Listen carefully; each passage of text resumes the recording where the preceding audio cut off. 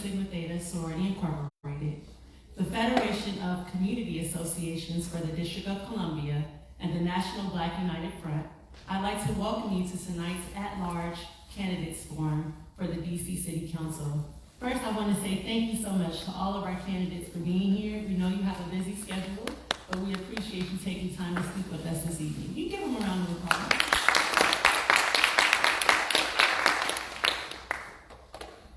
Our moderator for the evening is Delia Conklofs. She is an Emmy Award-winning reporter and weekend anchor who joined the WUSA 19 in June of 2010.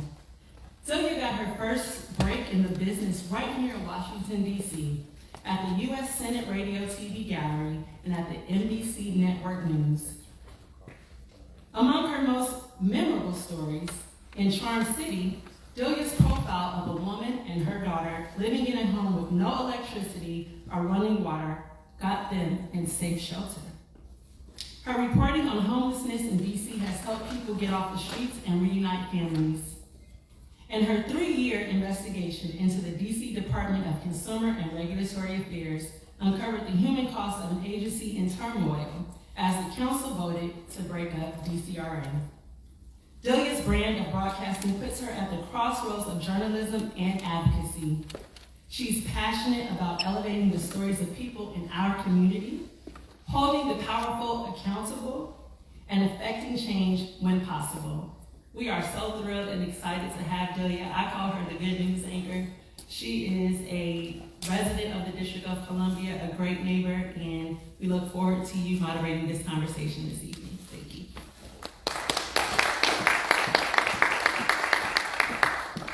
Thank you, Toya, for that lovely introduction. And she did mention I am a fabulous neighbor, if I say so myself. But I do live in Ward 7. I'm a proud resident of Ward 7. Round of applause for that. Mom of 3 DC public school students, and so I have a lot invested here. And so I am looking forward to having a robust conversation, learning about each candidate, and really what's important to all of us here in this city to improve our quality of life, to improve the safety of our streets, and our general happiness and productivity here in the District of Columbia. So we have a large field of candidates, if you haven't noticed. And so we are already tight on time. We just started and we're already tight on time. So this is what we're going to do. We'll just start with a brief introduction. If I can ask each candidate briefly to go down the table, 30-second introduction, briefly just to tell us about yourselves and why you chose to run. After that, we will go into a series of questions that were chosen by our sponsors. Each candidate will have 90 seconds to respond to those questions. We do have 2 candidates here, Ms. Silverman and Mr. McDuffie, who do have to leave at 6:30 for other prior engagements, so we will plan accordingly. So let's go down the line, starting here with Mr. Fred Hill, and we'll go down the line for a 30-second introduction before we start our debate tonight. Thank you. My name is Fred Hill. I am a 25-year successful business owner here in the district. I think your microphone, Mr. Hill.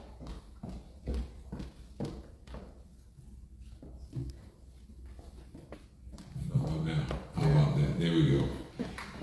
My name is Fred Hill. I am a 25-year successful business owner here in the district, hiring over 500 DC residents.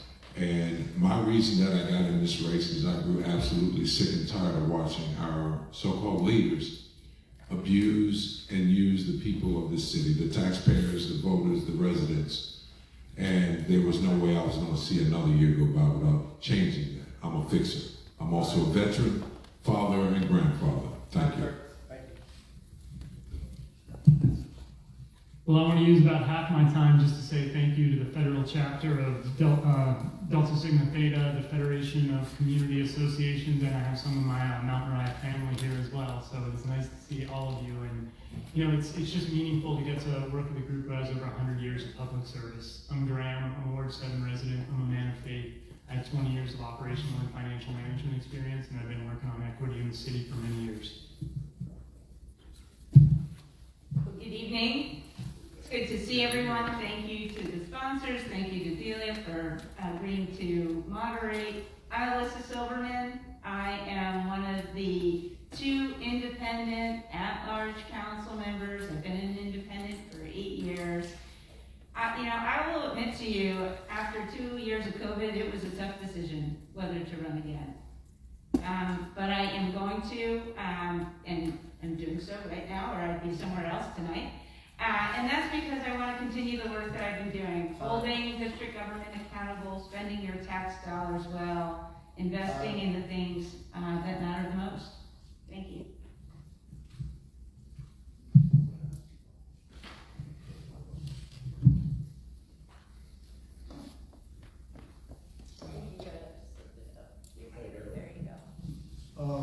Good evening, my name is David Schwartzman. I'm running on behalf of the DC State Green Party, the only ballot status party that does not take funding from the corporate and developer sector.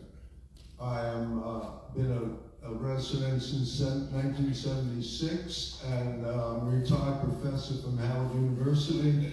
I'm an eco-socialist and a climate scientist.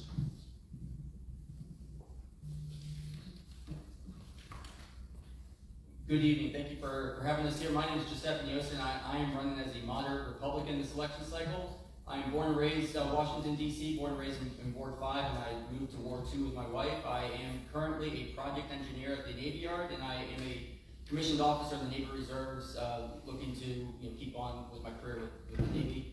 I'm running because I care so much about Washington, D.C. I love Washington, D.C., and I just want to make sure that I can make it a better place for everybody. Good afternoon, everybody. Quickly, I just wanted to thank the devastating divas of Delta Sigma Theta Sorority Incorporated Federal City Chapter for putting this on, Federation of Community Associations, and the National Black United Front for putting on this opportunity for us to talk to you. My name is Kareem D Marshall. I'm a product of DC, public school graduate, and my public school education got me to Dartmouth, got me into law school, and when I look back on the way DC is now, the reason I'm running is because I'm worried that my 2-year-old daughter will have the same opportunities that I had based off of the failure of this council to actually live up to their responsibility.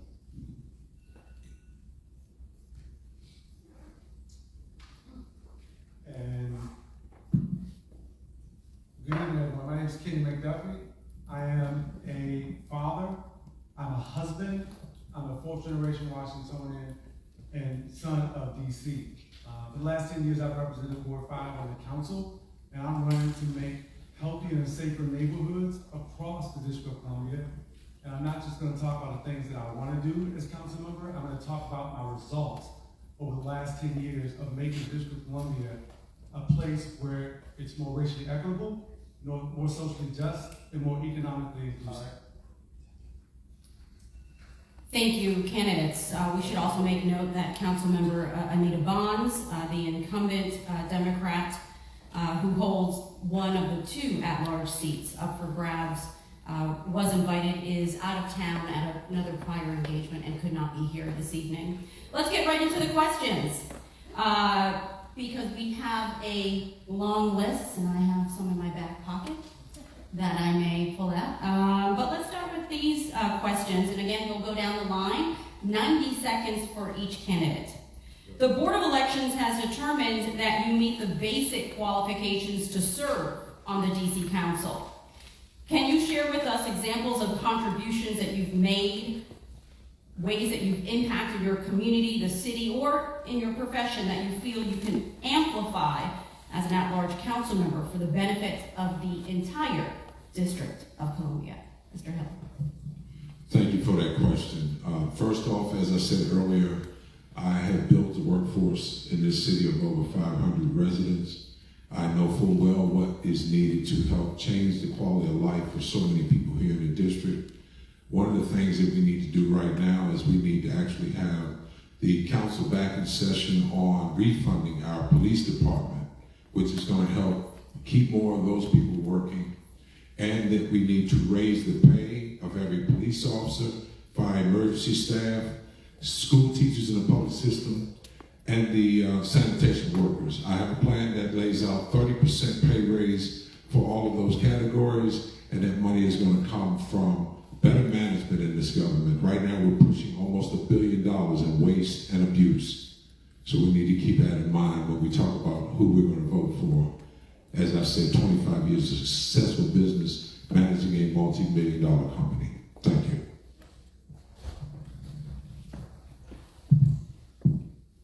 The U.S. ranks last in developed nations in maternal mortality. In D.C., a woman is 2 times more likely to die than across the nation. 97% of the women who die of childbirth in this city are black women, even though only 44% of the population is that. I run a health equity program that serves over 100 million people with a signature focus on maternal health equity. We have an initiative here in DC, and I'm really focused on ensuring that every single person gets the support and services that they need. I also opened my home to guys coming home from prison for a decade, and together we built intentional community and mutually supported each other. I also know that we need not just to support folks as they're coming home in affordable housing, but also finding positive pathways. So I helped a number of returning citizens launch their own businesses, which now hire 40 DC residents. And I'm on the board of a nonprofit accelerator and venture firm that supports black and women-owned businesses. These are a few examples of what I'll take to scale if I have the privilege to serve. Ms. Silverman. Thank you. Let me talk about what I've done. Let's talk about helping families survive these past 2.5 years during COVID. So my committee, the Labor Committee, took a system that was outdated, the UI system, and made sure that workers were able to access their unemployment. Working with the administration, making sure not only that workers had access to unemployment, but my committee gave $30 million in the 21 budget so that hotels, restaurants, and other hospitality industries could keep workers on the payroll. Paid leave, it's probably one of the things I'm best known for. In this city now, if you have a baby or welcome a child into your family, you get into an accident and have an illness, or you're have to say goodbye to a parent. You don't have to do that you can do that and still earn money and be compensated on the job. It's an incredible benefit that has helped thousands of families in our city. And finally, let me say, I've looked forward. My committee started what's called the Healthcare Sector Partnership, so that when we're talking about health equity issues, that we train our own workers to work at the new hospital at Howard and in Ward 8. Those are examples, concrete examples of things I've done. Thank you. I've been active in the Fair Budget Coalition for over 20 years. I first ran for office in 1998. My top priority was eliminating child poverty. And I ran several times since, and that was also my priority. And given our more than adequate tax base in DC, that should have been done quite a while ago. I advocated for progressive taxes, and we won a very important victory, and I deserve some credit for that, by the hike in the tax rate on the wealthy last summer. By the way, Councilmember Barnes and McDuffie in the first vote voted against that, but it was passed unanimously, and the mayor did not dare to veto it. So that revenue has gone to the DC Earned Income Tax Credit, to house homeless, and to early education educators' income. And that's a victory we need to build on, and that's what I'm running on, a Green New Deal for DC. We can make it possible. The working class of DC can take power. They don't have power now. It's the very wealthy, the big developer class that has power. Mr. Neosi, examples of your impact in your profession that you could amplify as an at-large council member. Of course. Growing up in Washington, D.C., I was a product of the Mayor's Youth Leadership Institute, which promulgated me an internship with Congresswoman Eleanor Holmes Norton. I interned with her for 2 years, learning all about governance in Washington, D.C., and I was a big proponent of the Congressional Arts Competition. I myself am a tenured trumpet player. I played trumpet in the Redskins Marching Band for a number of years, and that also, working with Congressman Norton, helped me get my nomination to go to the U.S. Merchant Marine Academy, where I graduated as a systems engineer and a commission in the U.S. Navy. From there, I went all around the world to over 50 different countries, and I'm bringing all of that experience back to Washington, D.C., because Washington, D.C. is known as a very international city. And so I'm bringing that experience right now I'm currently working as a project engineer, where I work on prototype acquisition, but I'm trying to use that wherewithal to make the council a better place. I don't think that we really have a lot of engineering mindsets on the council, and I want to use that to my advantage. Mr. Marshall, 90 seconds. If you don't mind, I'm gonna stand up. Energy's a little low. All right, so the temptation with this question is to run through my resume. We clearly don't have enough time to do all that for any of us. So what I will tell you is a couple of principles. I worked for the district government for about 12 years. I worked as a legislative director, agency attorney, and actually I worked on development projects east of the river, most notably East Capitol Gateway. So the plan that's being implemented right now to reclaim that project from a developer that just sat on it for a decade, I wrote that plan. I wrote that legislation. In fact, out of everyone up here, I am the only person that has written bills himself. I've written more bills than any sitting councilman. So if we're talking about the actual quality of productivity coming out of our legislature, you get a different quality of productivity when you actually have a principal who's written bills themselves. And that's what I can bring to the council. There are other things that I think we can talk about that have been beneficial to the government as a whole. Most of my activities have been around making sure that underprivileged, underadvantaged kids like myself have been able to access higher education. So I worked on admissions for darn near 20 years. My focus as this District of Columbia is to make sure that the kids that come up after us have better opportunities than we do. And with this current configuration of the council, you're not getting that. We have to make a change.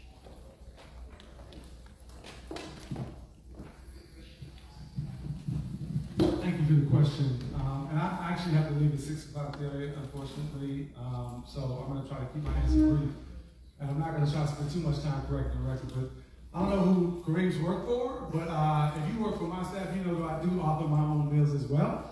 Because I'm somebody who's in the business of getting results. I grew up in this city. I experienced the issues that a lot of the kids today are experiencing when it comes to violence, when it comes to lack of opportunity, which is why I've spent my 10 years actually working to deliver results. When I got down there, the comprehensive campaign finance reform, one of the first things I've done. I've tackled housing affordability and all the bills that have devoted millions of dollars into the Housing Reduction Trust Fund. I've authored comprehensive juvenile justice reform, comprehensive adult criminal justice reform with the NEAR Act. I've also authored transformational bills like baby bonds, giving young folks some hope in a city of prosperity where too many people do not feel like they have an opportunity. I know what it's like to be in the District of Columbia, to graduate from Woodrow Wilson High School, Jackson Reed, and not think that there was any opportunity. And I got an offer from the U.S. Postal Service to carry mail, and that opportunity is actually what put me on the trajectory to stand here before you today as a lawyer, as a former civil rights lawyer, and a former prosecutor. And so, for people to talk about what they're gonna do, I have a track record in this city on the council of delivering results for people in the District of Columbia, Ward 5, and across the District of Columbia. Mr. McDuffie, hold on to that microphone since you are leaving at 6 o'clock. I'd like to direct another question. Quick question, I was mentioned by name, can I respond? We're not doing any rebuttals, unfortunately, because we don't have enough time. But we are going to move on to Mr. McDuffie, and you'll have your opportunity to speak. I assure you of that. Councilmember McDuffie, your colleague on the council and your opponent who's here at the table, Ms. Silverman, reportedly said that this at-large race is your second option after your bid to run for the Attorney General was unsuccessful. Could you respond, and why should voters return you to the council? Absolutely. Public service is my passion and my purpose. It is not a second option for me.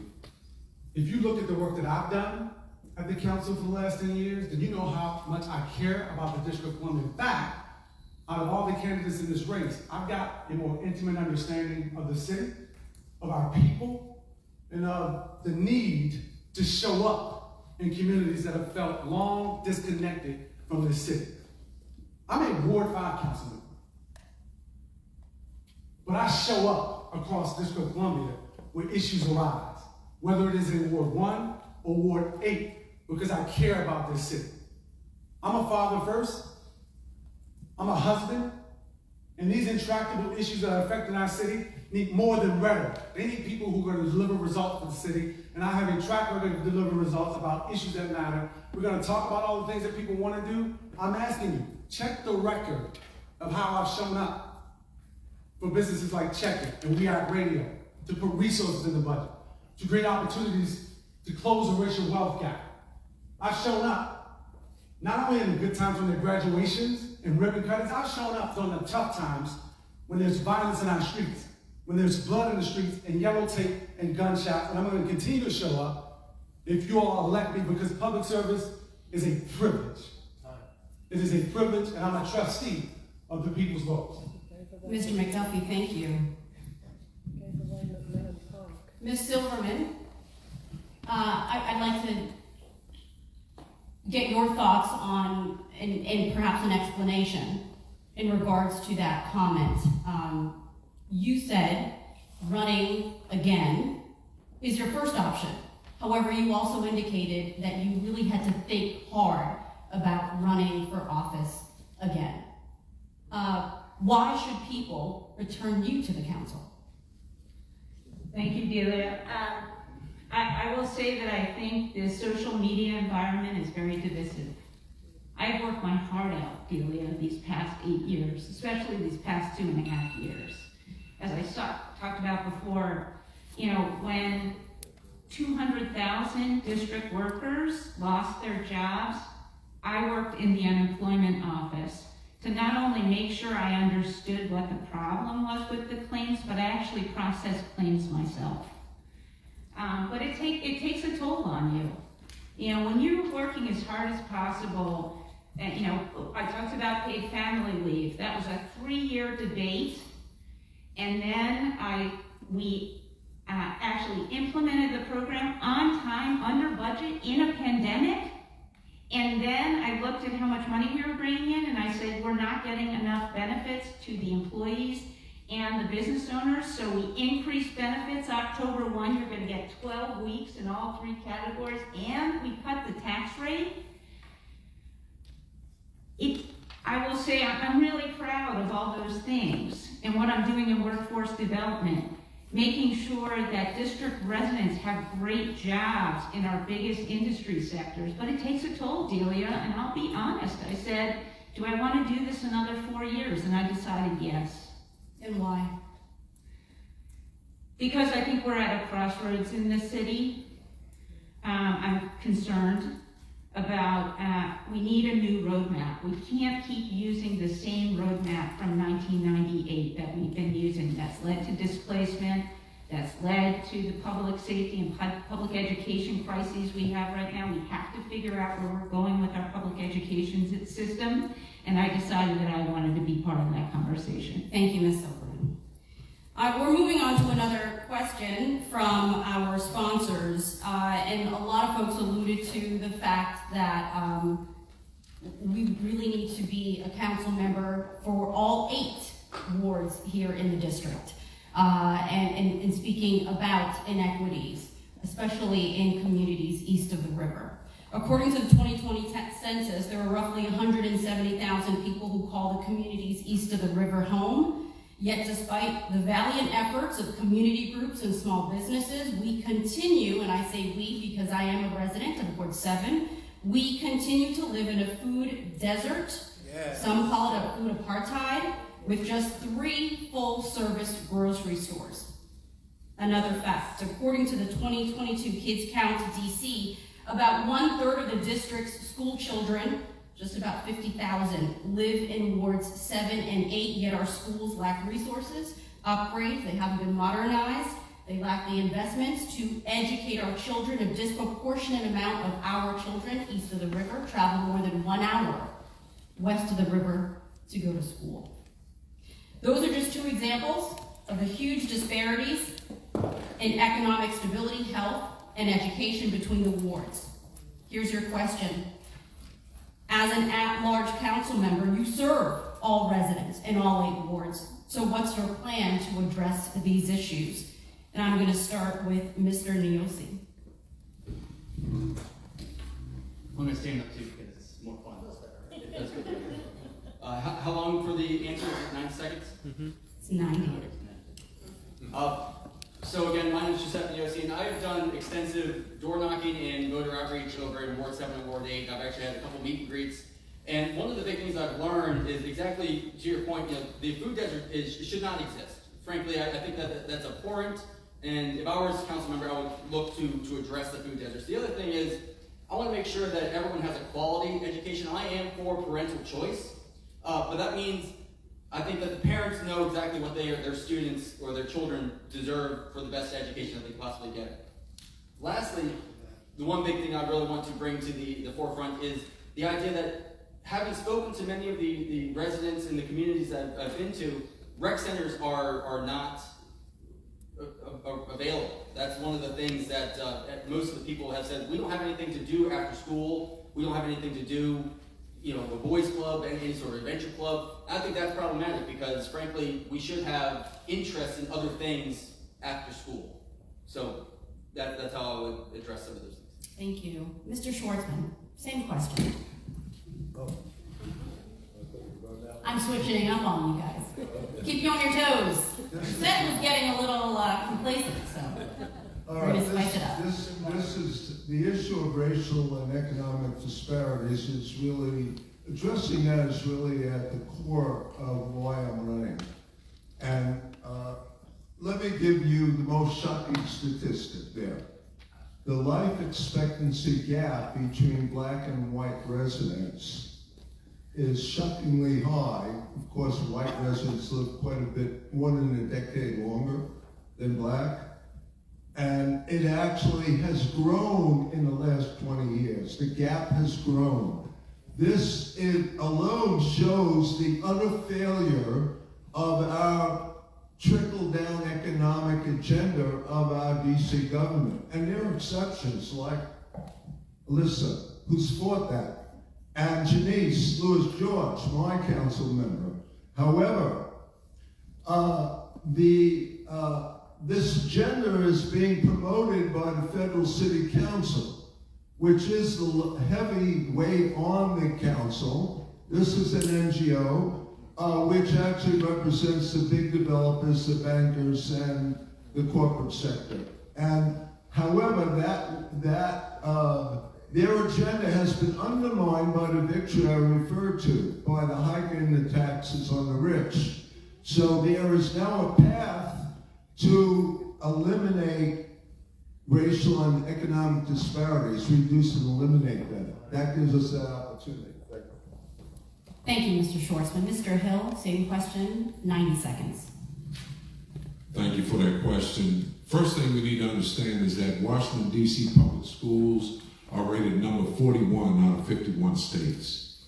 When we talk about the food deserts, our council, our mayor just invested money into a new Wegmans store that was built in Northwest when the food desert is in Ward 7 and 8.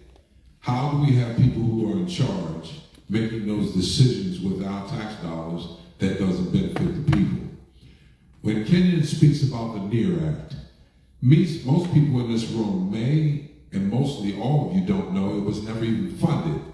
So that is only ink, useless on paper. You cannot play with people like that. We understand why he bounced back and forth is because he chooses to be a career politician instead of using his law degree to do what he can do, practice law.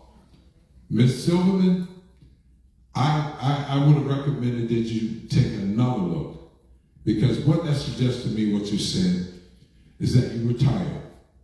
And that when you are tired, you don't think right.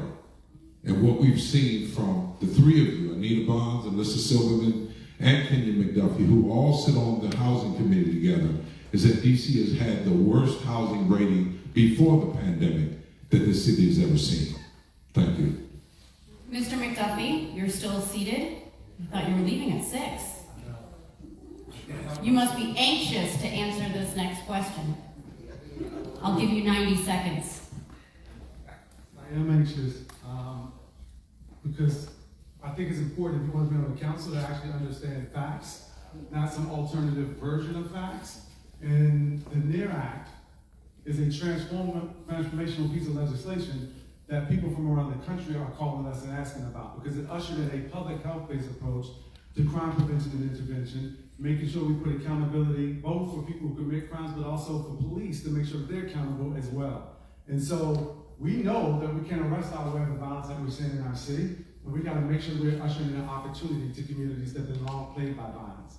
The reality is, that's one of the transformational bills that I've authored since being on the council, but I've authored other transformational bills, including not just trying to attract the large grocers who really look at a map of where you want them to locate, draw a circle and 1 mile radius around it, and look at density and incomes. I work with people like Philip Sample, who started Good Food Markets, to make sure that was located on the South Capitol Street development. I am a person who recognizes and acknowledges we have to talk about race. Why? Because we have one of the most racially segregated cities in the District of Columbia when it comes to real estate and housing. We have one of the largest racial wealth gaps of any city in the United States, which is why I have prioritized racial equity, social justice, and economic opportunity. We need less rhetoric and more action, right? Because when Mr. Hill wanted action, he actually came to the council office and asked me for help because he knows I get things done down there. Don't lump me in with the rest of the council. Because I've been prioritizing these things before they dominated the headline with the tragic killing of George Floyd. And if elected, I will continue to do that to make sure there's opportunity for young people across our city. Mr. McDuffie, thank you.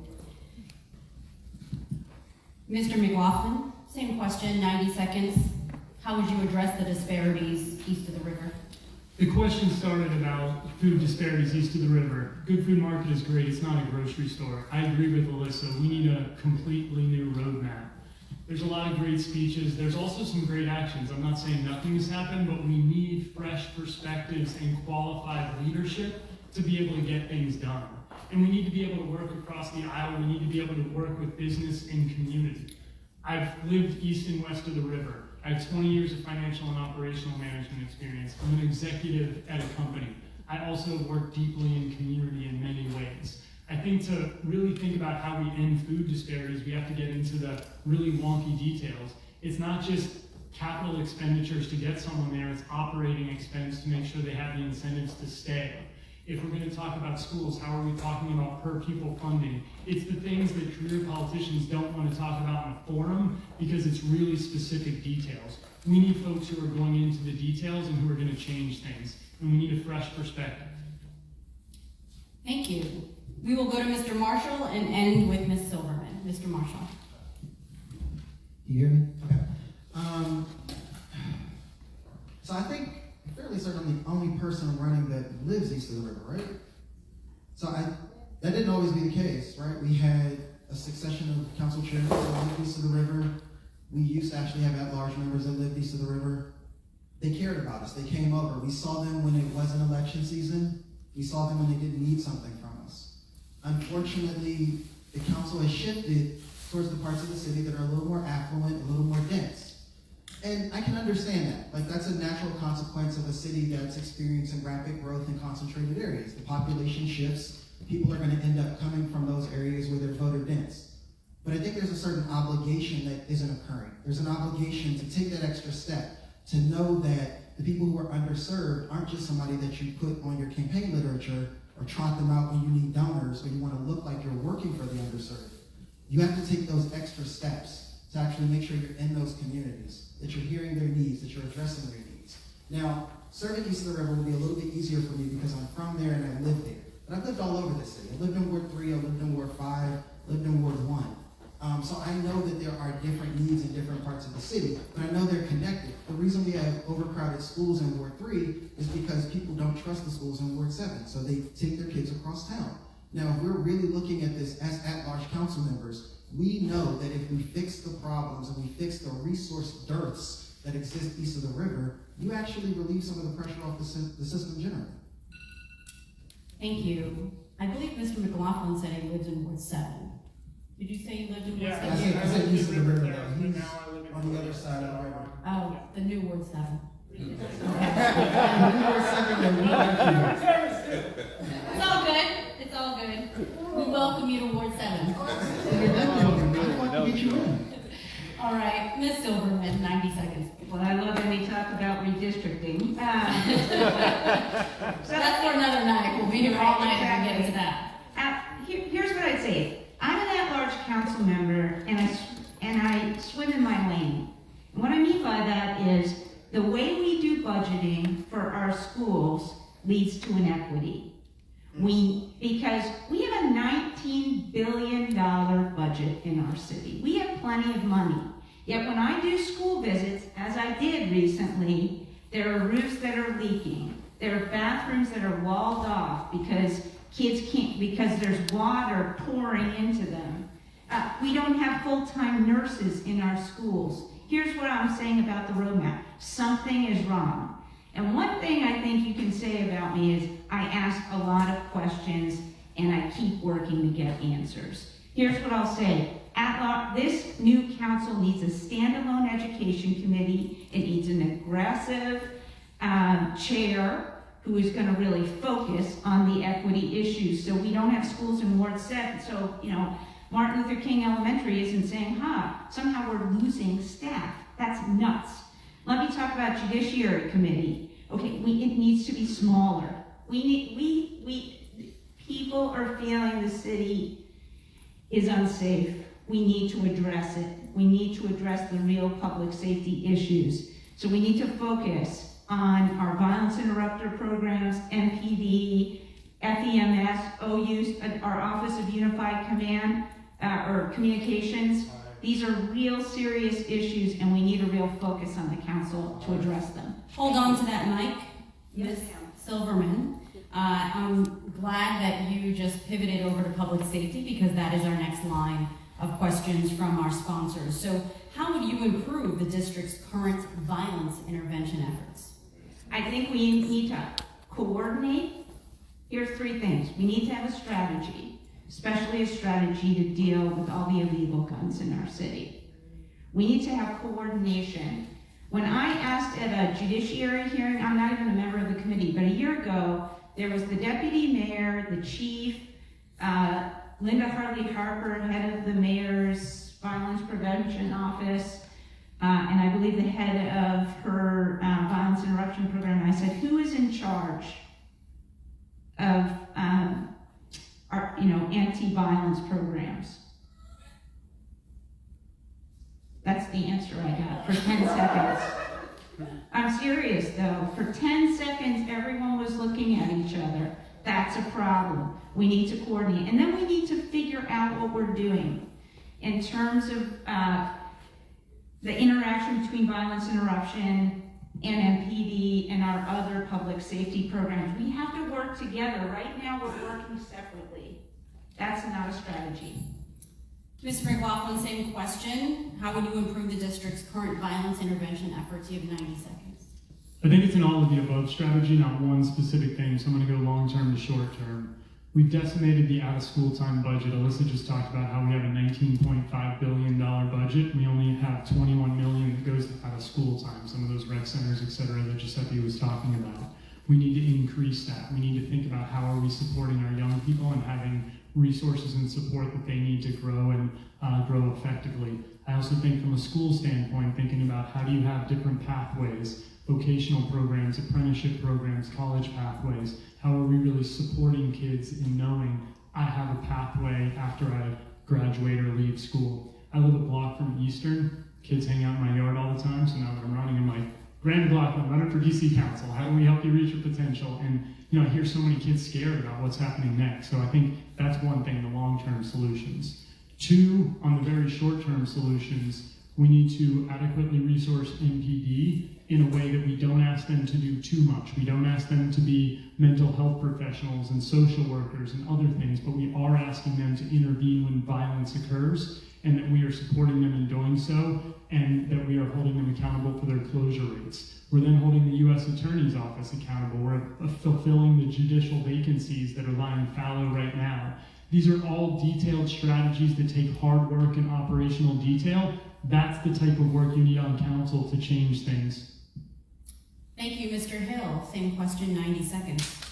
Thank you so much for that question.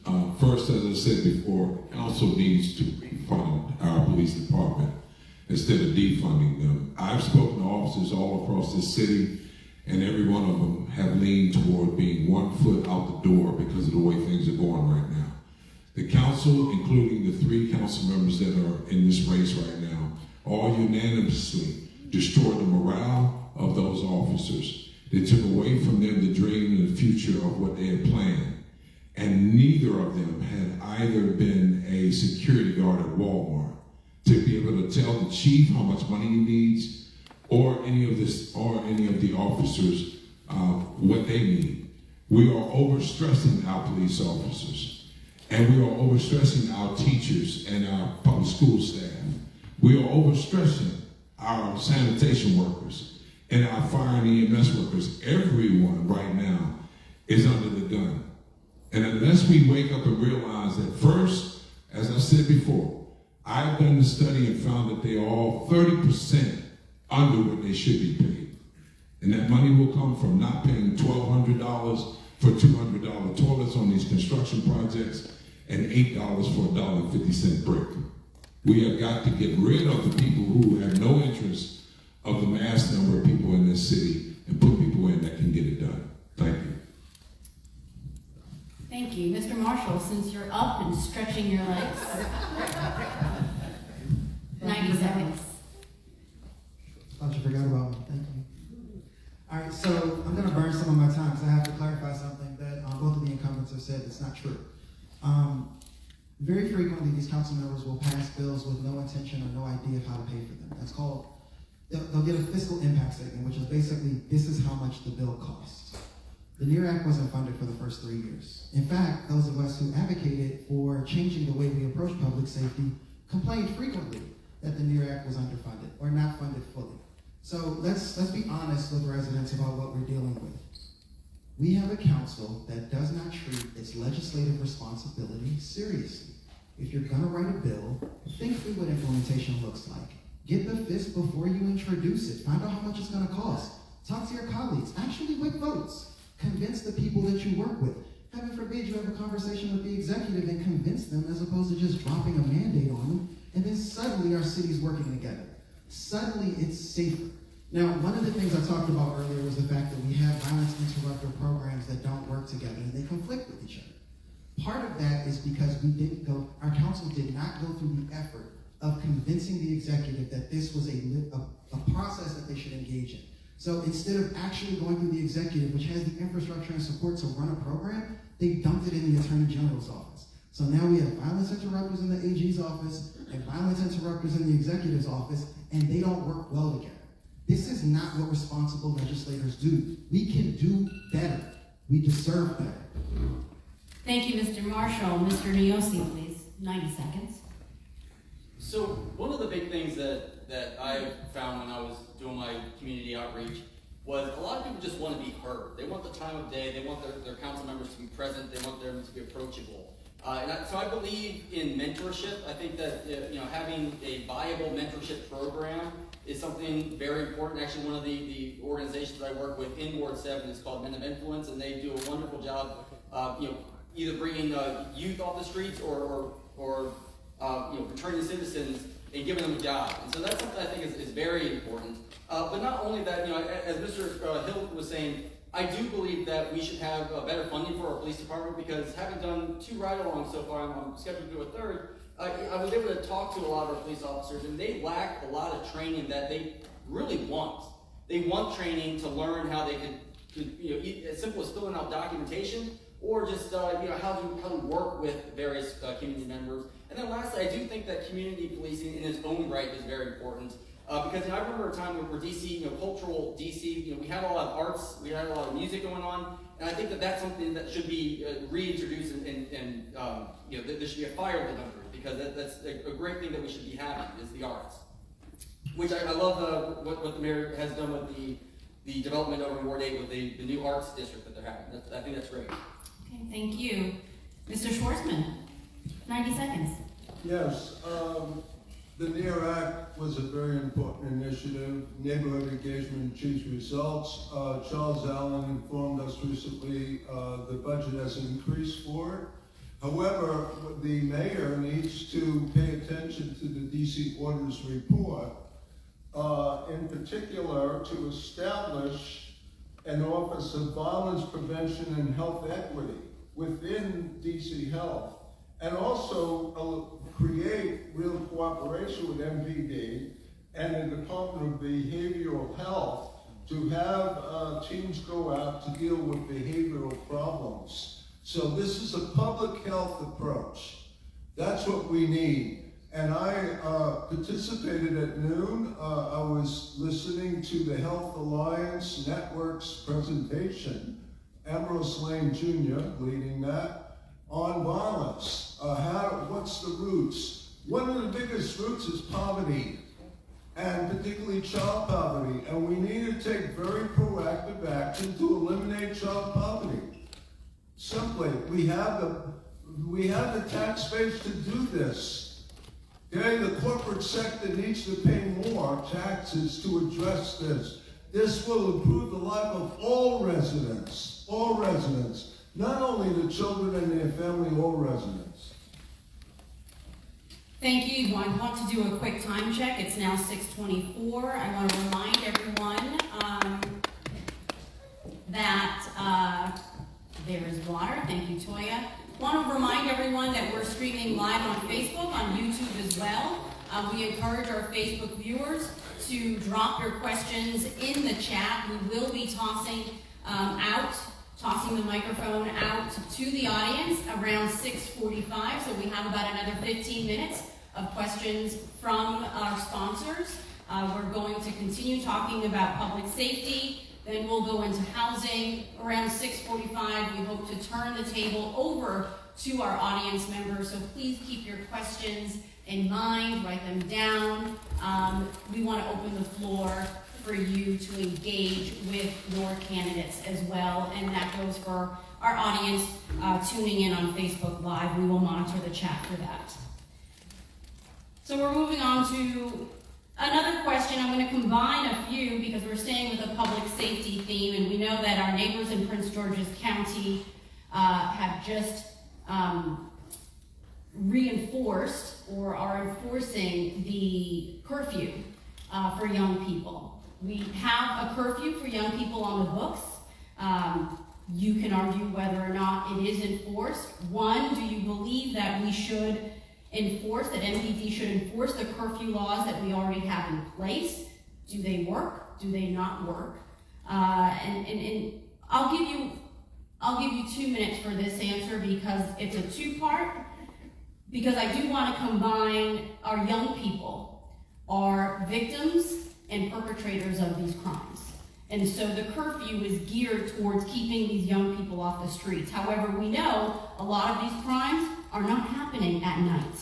They're happening in the middle of the day after school hours. So one, do you think NPD should enforce the curfews that we have in the books? Why or why not? And two, what is a strategy to really address the crime that's involved, that's just, overcoming our young people in this city? So I'm going to start with Mr. Marshall with that question. And I'll give you 2 minutes. I'm going to solve this very complicated issue in less than 2 minutes. Okay, so I want to start off with this. I am still not convinced that curfews are constitutional, and if you are approached by a police officer, I will remind you that you have an affirmative duty to assert your Fifth Amendment right. It is no longer assumed that you can. So that's, I think, is the most important thing. My biggest issue with reliance on a curfew, whether or not it actually works, is that it deals with symptoms, right? Like, this isn't necessarily about whether or not we're eliminating the causes of crime, whether or not we're making our communities more secure. We're just keeping a certain percentage of the population off the street at a certain time of day in the hopes that they won't violate the curfew and commit a crime. What I know it will do is increase number of contacts between younger students or anyone below the age of 18 and police officers. I think our police officers aren't really in a position right now to be the best people to be policing these types of issues. I think if we really want to make sure that we're addressing issues of crime, we have to deal with the parent of crime, which is poverty. And I don't see the curfew actually addressing that issue. Now, if I had a conversation as an executive or as even a legislature with our neighboring jurisdictions where we talked about doing something in a concerted fashion, because I think we know, I mean, those kids that killed someone over by the ballpark, they actually live in there. So if we're talking about actually addressing crime across the board, the first thing we have to prioritize is eliminating the causes of crime. But secondarily, we need to be thinking about how we cooperate as jurisdictions. How do we share intelligence? How do we share resources? But most importantly, how do we make sure that our kids feel like they have a future? Like, if you think you got something happening after you get out of high school, you're not really gonna go down to that stadium and carjack somebody and then sell a car for $500. Because you have a future, and you don't want to mortgage your future for $500. So let's talk about that just as much as a curfew. Thank you, Ms. Silverman.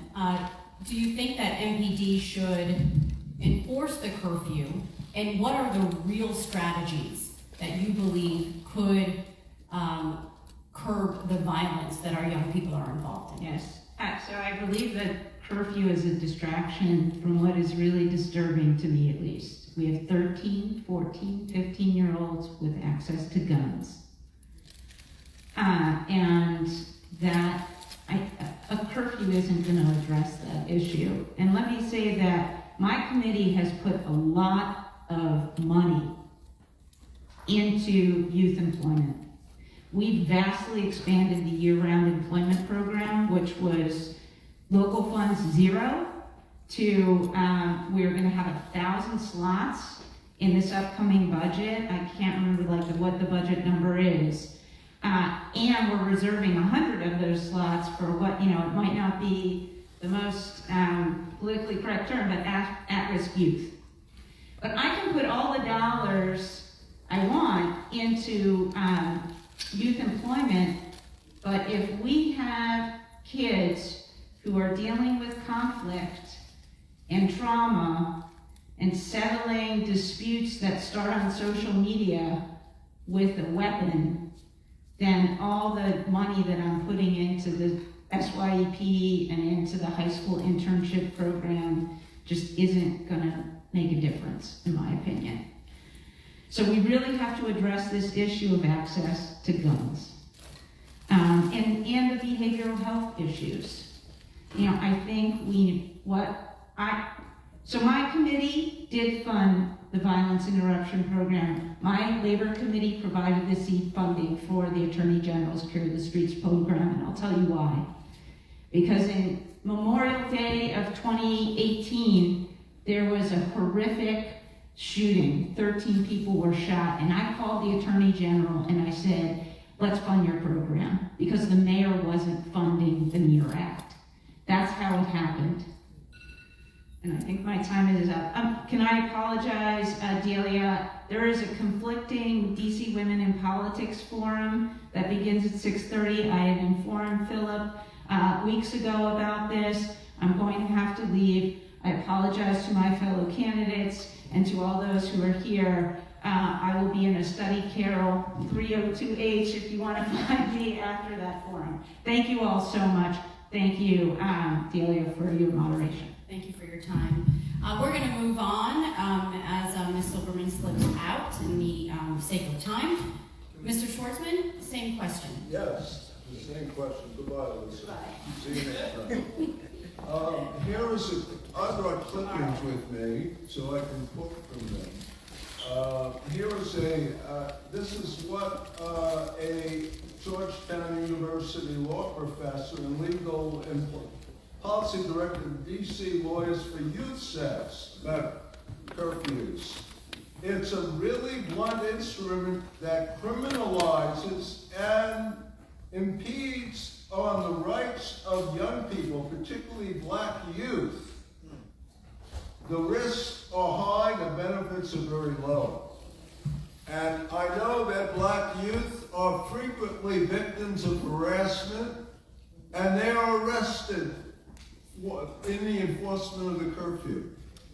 We also know that there are far-right racist groups that have infiltrated our own police force. I'm not saying all the police are racist, of course, but that was documented in the Washington Post. There's investigation. They've infiltrated all over the country.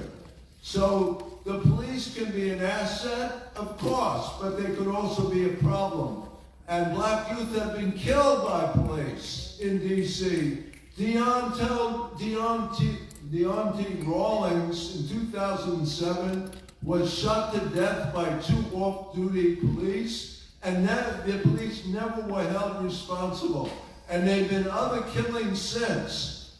And the police should be held accountable. We need a civilian police review board elected with subpoena power. Okay? We can't leave it to the internal operation of the police themselves. And now, I have to stop. And I obey the stop sign, unlike a few other candidates. Thank you, Mr. Schwartzman. We are going to go to Mr. Hill, Mr. McLaughlin, and then Mr. Neosi. So same question, 2 minutes. Do you believe the curfew should be enforced? And what is your strategy in addressing this youth violence? Thank you. I'm going to be absolutely different than everyone you've heard. As a father, a grandfather, and a veteran, no, on the curfew. It is not going to do what needs to be done, as what I'm about to say. The parents of these juveniles need to be held accountable and share the penalty of what their children are doing. Much of what the other candidates talk about today is long-term solutions. And then, yes, it needs to be instituted and carried out. But right now, when a gun goes off in the district, we shouldn't be standing up saying, did they have a mother? Did they have a father? Did they get 2 scoops of sugar in their Cheerios this morning before they're sentenced? They kill someone. That person is not getting a second opportunity. If that youngster kills someone and they're 18, they get to start their life back over again. We have got to wake up in this city and realize that the problem is us when we don't hold them accountable. And that's the first thing that needs to be done. Our judicial system is split. The Attorney General takes care of the juveniles, the federal system takes care of the adults. I say that if we put the penalty out there, that if it's 1st or 2nd degree murder, you are done. And I promise you, you're going to see a change. If you're caught with an illegal gun, instead of 2 to 45 years, what it is right now, it should just be a straight 50 years. Straight 50. You know it's illegal, you know it's not yours, you know you're breaking the law. A lot of people might not like it, but I've seen it. As a veteran, I've traveled to all 7 continents, and I've watched how these kinds of things only happen in this country. They have strict gun laws in other areas, and some have no guns at all. But until we wake up, we're going to continue to see this go in the same direction. Stop putting a Band-Aid on and fix it. Thank you, Mr. McLaughlin. I need 2 minutes, rather. Well, I'm glad I'm sitting between these two because I think actually I would say my opinion is the same in between. But I'm actually going to center it on a voice that we haven't heard from yet, which is the voice of young people. So I volunteered once a week at DYRS, the Juvenile Detention Center, for a number of years, and then lost a lot of basketball games there on Saturdays as well.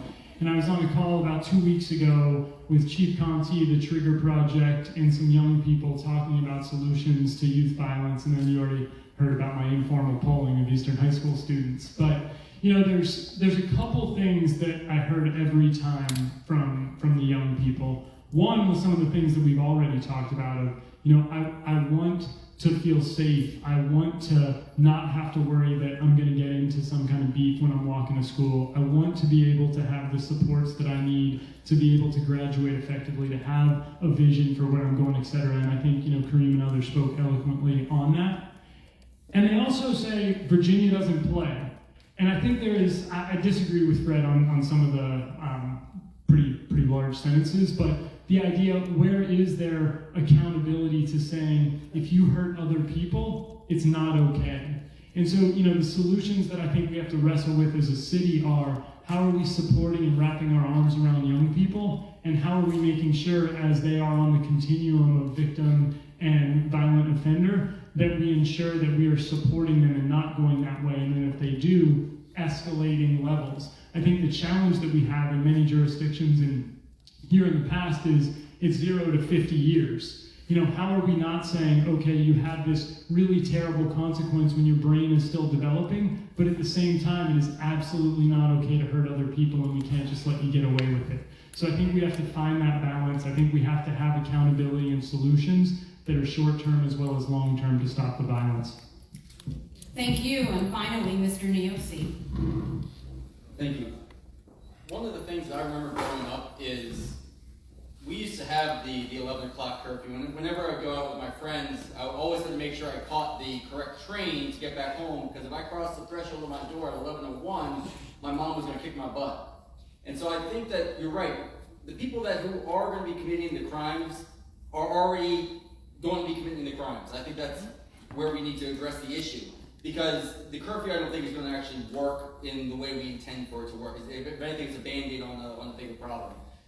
I would encourage to have some semblance of after-school programs such as trade schools or technical development programs where people, as Mr. Marshall was saying, where they can learn that they are going to have a future in whatever skill set that they want to have.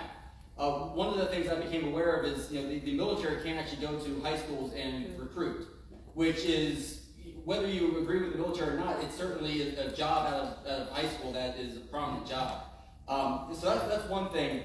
And then the second thing is, I do believe that accountability is absolute, and I think that we should focus on the leniency that we've been having for any of these sentencing for these young children. I think that we shouldn't necessarily be putting them in prison for 50 years, but there has to be a consequence for the action, that if they're going to commit a crime, they're going to do some time.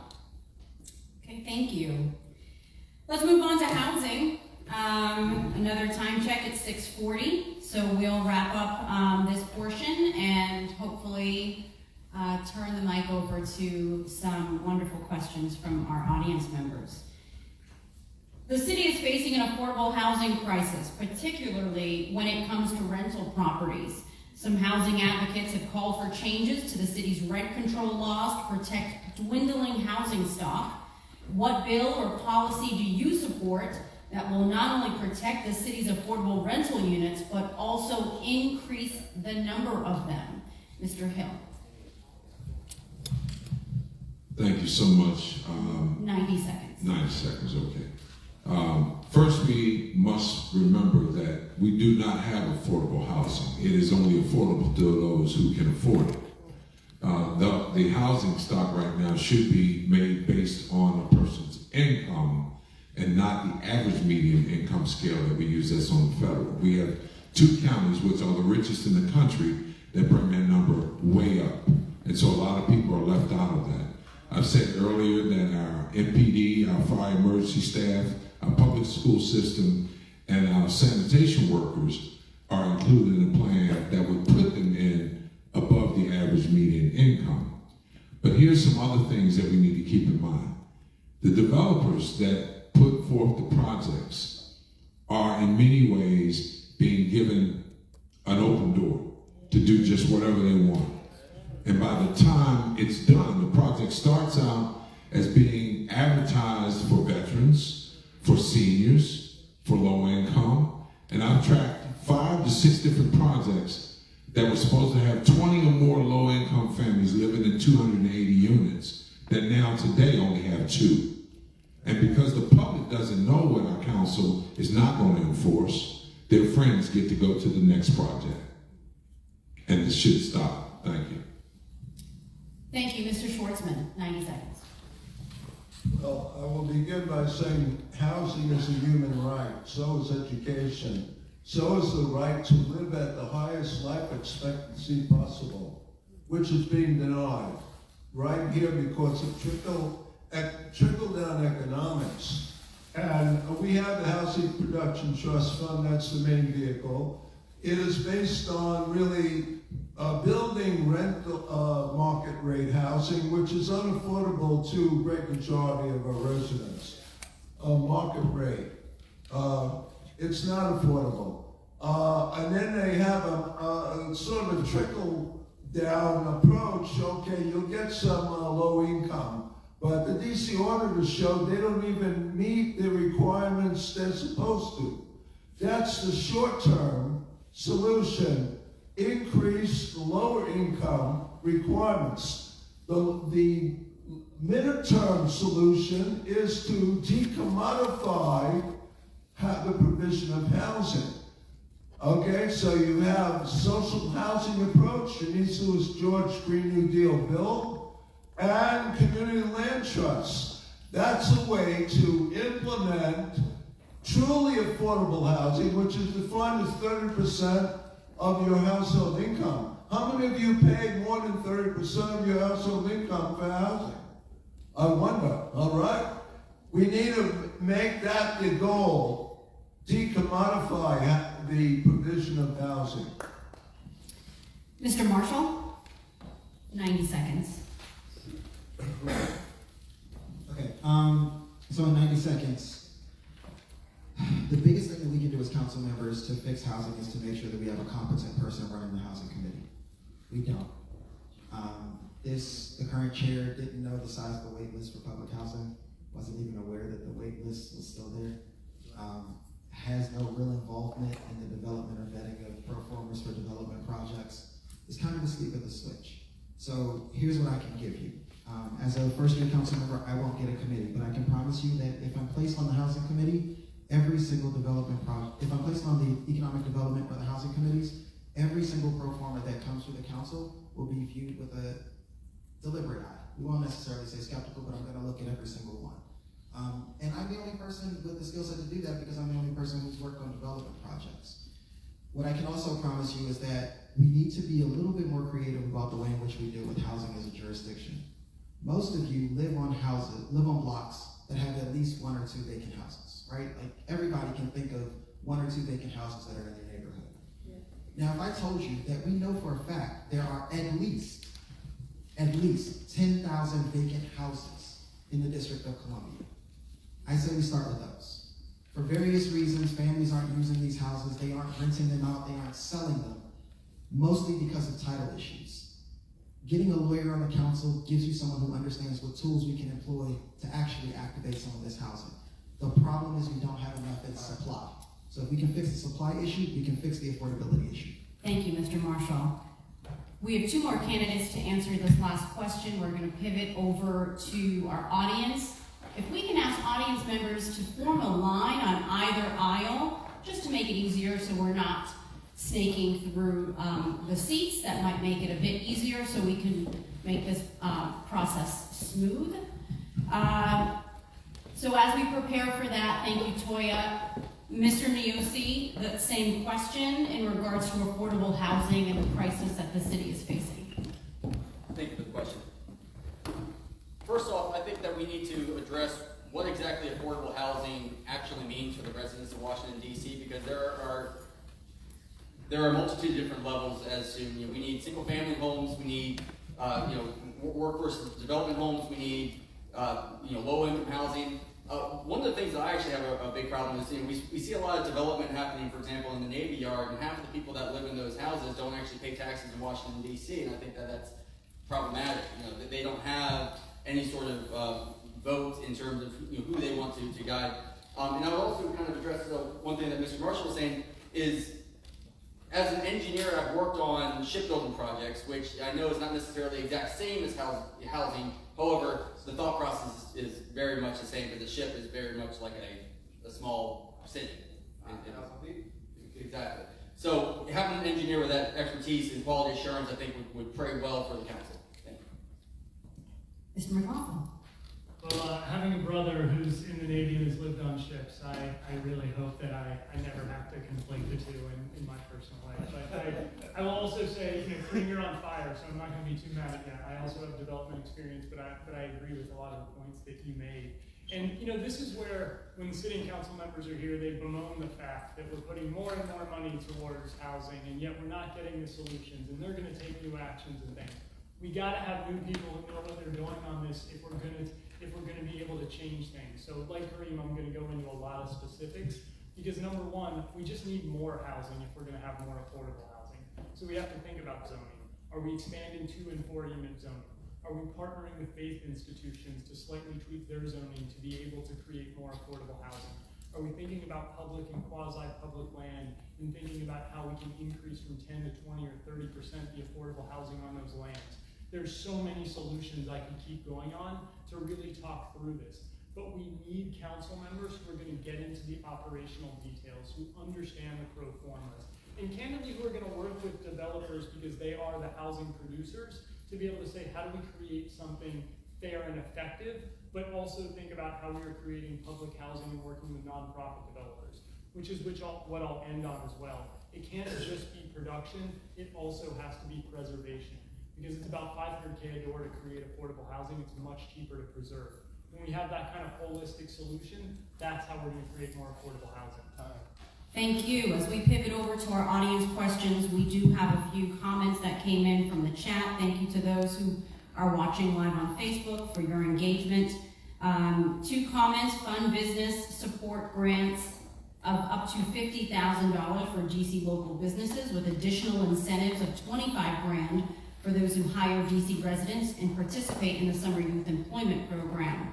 Another comment before we go to an audience question: America already has the largest prison population in the entire world. Locking up more Black people isn't a viable solution to society's problems of inequity that they created. There is one more question in the chat, but I'll go to our audience members for a question. And if you can either direct that to a particular candidate or just, we're going to identify whether we're going to open that to the whole floor. How you doing? My name is Charles Owens. Live in Ward 8. Yeah, I live in Ward 8 in a co-op. To you, Mr. Hill, I appreciate your 2 comments about housing and a remedy for the murders that take place. So anytime somebody gets shot or killed, they don't get a chance to come back. You have to do something, and taking a sledgehammer to the situation, it may be overkill to use a metaphor, but we need to do something to stop the violence for young people who are afraid, and the fear is redundant.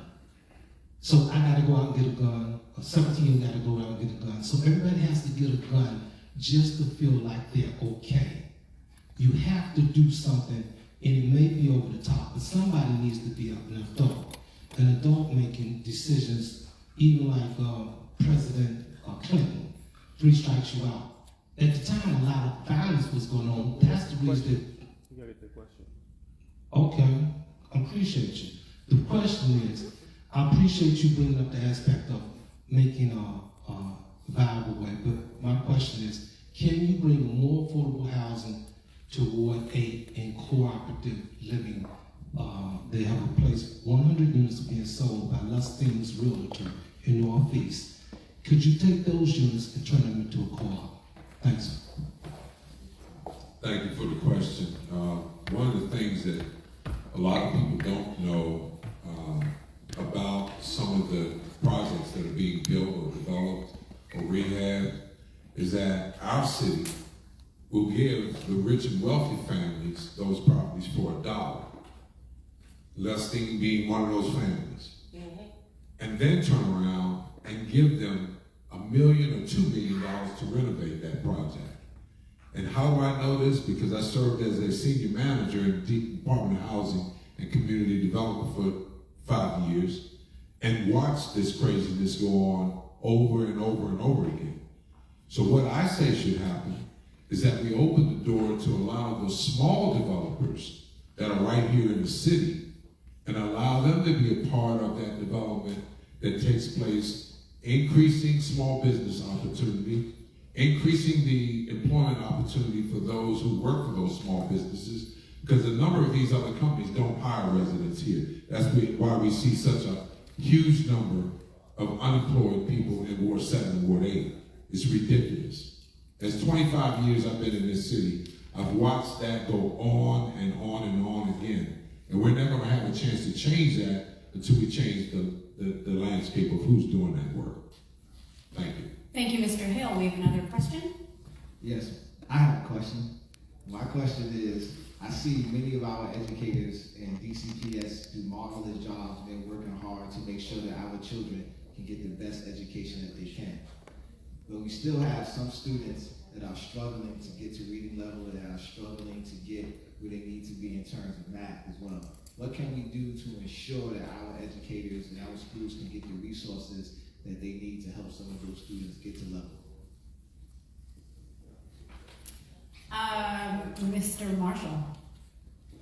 So, is this on? Let's do a 60-second answer. 60. 60. Okay. So as the father of a 2-year-old, child literacy is something that's hugely important to me. And I think we need to get away from this notion that we have some kids who live in certain parts of the city that can learn and some that can't. Like, let's be honest about this. There is a direct 100% correlation between the amount of time and resources that a family has and the educational attainment of that child. My wife and I got to work from home for 20 months during the pandemic. So we were able to read to our daughter every day. She heard thousands of words before she turned 3 months old. So the gap, that whole achievement gap, that whole education gap, it's really a resource gap. So if we're talking about closing some of these gaps, then we need to be talking about closing access to resources. So what I would do, for early development, if we were really serious about childhood development, we wouldn't be starting at 3 years old, we'd be starting at birth. Because that's when their brains are moving quickly. That's when they're developing thousands of new neural connections every hour. That's the time we're supposed to be able to work with the kids in order to make sure that they can learn as quickly as possible. And if we don't provide supplemental resources in the home for these children, that gap will never close, and especially if we don't start until they're 3 years old. They're already 3 years separated. Thank you. Mr. Schwartzman, I saw you had raised your hand. I'll give you 60 seconds. Yes, this goes back to the issue of eliminating child poverty, okay, which actually the trauma in a family living in poverty affects the child. It is a strong influence on a child's performance in school, as we just heard. And again, it's an achievable goal now. The highest TANF income support in the country is received by white children in New Hampshire. They get 60% of the federal poverty level. Do you know what black children get in DC? 37% of the federal poverty level. We can raise it to the highest level. That's the Fair Budget's demand, which I helped to fashion, and address seriously child poverty. And that'll go to the root of the problems that you just alluded to, Mr. Marshall. I think it's a very important. Thank you. Stop sign. Thank you, Mr. Schwartzman. We're going to move on. That stop sign scares you. It's okay. We can do rolling stops here. No, it's all right. A rolling stop is okay. I'll allow it. Another question? Hi. I have a very simple question which I would direct to everybody, and I want a direct answer. Please no participating and lecturing. I'm sure every one of you will say, I agree, and you support DC statehood. In order to be a state, you have to do very specific things. Currently, all DC people who are convicted of felonies are housed in the Bureau of Prison system and sent hundreds of miles away from DC.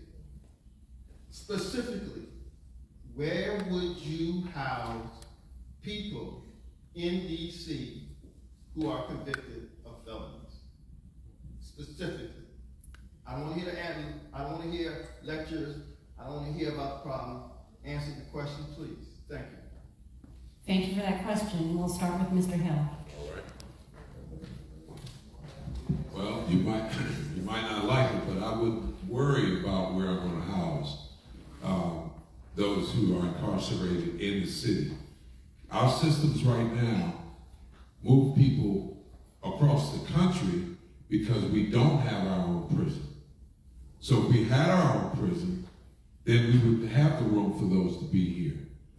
But if we don't get that, that's not going to be the staple as to where we become a state. What makes us a state is when we start operating like one. We can do that right now. We can do that right now. We didn't need to wait till a prison is built. The only thing that if we build a prison right now is we make more room for those who are here that are committing the crimes that call for them to be incarcerated. So I am not one who believes that we have to have a prison here. Mr. McLaughlin will go down the line. Yeah, just due to the legality and home rule issue, I don't necessarily know here, but I will speak to one other point, which is I absolutely believe that we should take over federal parole. I said some really good stuff before you all began. But I absolutely believe that we should take over federal parole and move it back to DC. I think this is a social justice issue. I think this is an effective finance issue and something where we can really support reentry in a much more effective way. Thank you. Mr. Schwartzman. Well, my friend Jabari asked a good question. First of all, those who have committed felonies, for what crimes? Nonviolent drug results, victims of the drug war? I say bring them back and get them out of prison, number one. Okay, they shouldn't be in prison. Secondly, if you want to build a DC jail, which there are plans for, I would say at least make it as good as the mass murderer in Norway is living. It's basically a nice apartment he's living in. In other words, we need to provide rehabilitation for the violent criminals, let's say, rehabilitate them in a humane way and not torture them, which is going on in prisons all over the country. Okay, thank you. If we can keep our answers brief, we have a long line of questions, and I want to get to everyone this evening. Thank you for the question. I would like to see a facility, maybe by the Judiciary Square, to save time on, travel. So I'm going to actually answer two questions. First, part of this would be a distributed series of small-scale halfway houses distributed throughout the city so that people actually have a place to stay when they come home. But for the actual facility itself, we can buy land in Maryland. Like, we actually have a larger budget than both of the counties. They can sell us the land. We can get it zoned so that we can use it for the facility. That way, at least they're close, their families can visit, and we're not taking a large amount of district land off, but people don't have to hop on a plane or ride a bus for 5 hours. Thank you, Mr. Marshall. Thank you. Are there questions on this side that okay. Hello. I actually have two questions. Is that okay? If you could just go with one, we do have a long line. Okay, thank you. My first question is directed towards Mr. Hill. How do you think that you can be an effective counsel at large if your method is to use scare tactics for your politics? Your care seems to be more pointed towards finances and the easiest solution, which is locking people up. Thank you for that question. One of the things that I need people to understand is that I'm not trying to scare you. When I hear a gun go off and someone is committed first or second degree murder, and we have people on the council and across the city that says, oh, we need to love up on them. Understand this. Whenever anybody gets in trouble and that gun goes off, I've never seen anybody dial love, peace, or understanding. But everybody dials 911. And when they dial 911, they're looking for someone to come in and shut it down, remove the threat. Now, after this person has been removed from the street and is no longer a threat, then we can bring in some of those wraparound services that you hear everybody talk about.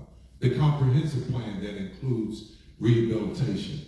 But while this is going on day to day, and every day we hear it, there's no way in the world you're going to convince me we should love up on somebody who just took somebody's life. Thank you. Thank you. Another audience question? Yeah.